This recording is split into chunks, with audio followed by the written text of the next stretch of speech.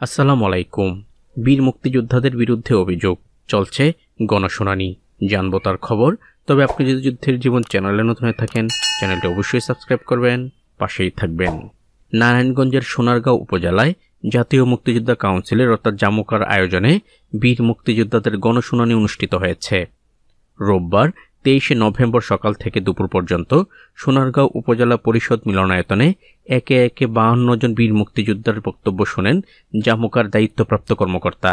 বীর মুক্তিযোদ্ধা আলতাফ হোসেনের দায়ের করা অভিযোগে 109 জন বীর মুক্তিযোদ্ধাকে অমুক্তিযোদ্ধা দাবি করা হয়। ওই অভিযোগের পরিপ্রেক্ষিতেই জামুকার পক্ষ থেকে এ শুনানির আয়োজন করা হয়।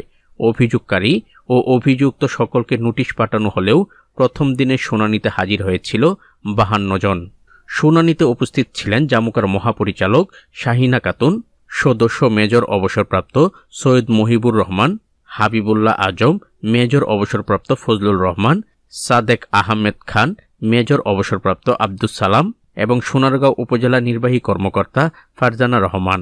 শুনানি শেষে বিকেল 3:30টায় উপজেলা পরিষদের সভাকক্ষে সাংবাদিকদের সঙ্গে প্রেস ব্রিফিং করেন জামুকার সদস্যরা।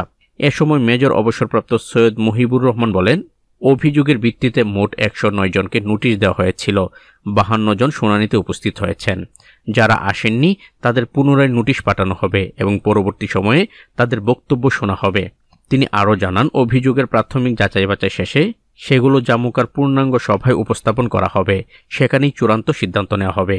অভিযোগকারী আলতাফ হোসেনের বিষয়ে তিনি বলেন, অভিযোগকারী সম্পর্কেও খোঁজখবর নেওয়া হচ্ছে। অভিযোগ মিথ্যা প্রমাণিত হলে তার বিরুদ্ধে ব্যবস্থা নেওয়া হবে।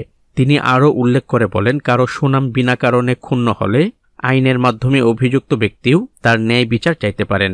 তো আজ এ পর্যন্তই, দেখা হবে অন্য এক নতুন ভিডিওতে। ততক্ষণ পর্যন্ত সবাই ভালো থাকবেন, সুস্থ থাকবেন। আল্লাহ হাফেজ।